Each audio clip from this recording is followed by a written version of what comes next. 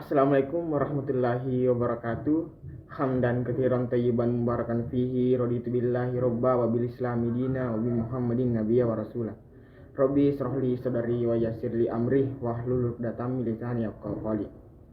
Segala puji atas nikmat Allah yang telah Allah berikan kepada kita semua sehingga kita masih diberi kesempatan untuk menonton video pada kesempatan kali ini.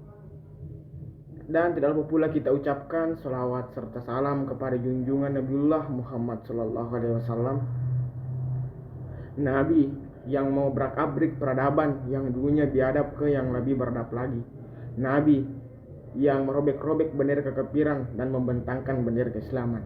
Nah, pada kesempatan kali ini saya akan menyampaikan materi tentang pendidikan anti korupsi. Oke, kembali lagi di materi pendidikan anti korupsi. Nah, pada kesempatan kali ini saya akan membahas dampak masif korupsi. Dampak masif apa saja yang terjadi akibat korupsi?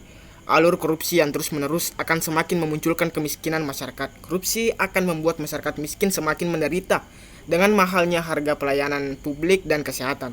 Pendidikan yang buruk akibat korupsi juga tidak akan mampu membawa masyarakat miskin lepas dari jerat korupsi. 7 dampak masif korupsi. Yang pertama, tidak adanya motivasi pertumbuhan ekonomi dan investasi. Yang kedua, berkurangnya legitimasi dari peran pasar. Yang ketiga, memproduksi peran fundamental pemerintah. Yang keempat, hutang negara semakin meningkat. Dan yang kelima, angka kemiskinan semakin meluas. Dampak korupsi terhadap sosial. Nah, yang pertama itu perilaku korupsi yang tertanam pada anak di bawah umur. Yang kedua, mahalnya harga jasa dan pelayanan publik. Yang ketiga, akses bagi masyarakat miskin semakin terbatas. Yang keempat, lambatnya penpetasan kemiskinan. Dampak korupsi terhadap pemerintahan. Peraturan dan perundang-undangan yang tidak efektif, tidak efisien birokrasi, etika sosial politik yang kurang hidup, memperlambat peran negara dalam pengaturan lokasi. Dampak korupsi terhadap politik. Yang pertama, kepemimpinan yang berjiwa korup.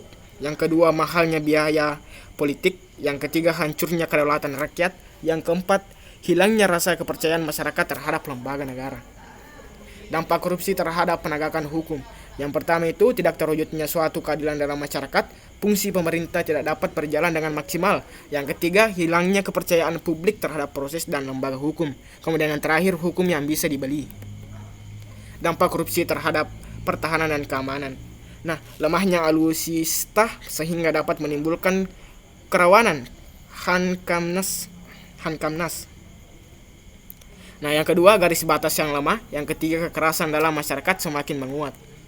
Nah, kemudian kita masuk ke dampak korupsi terhadap kerusakan lingkungan.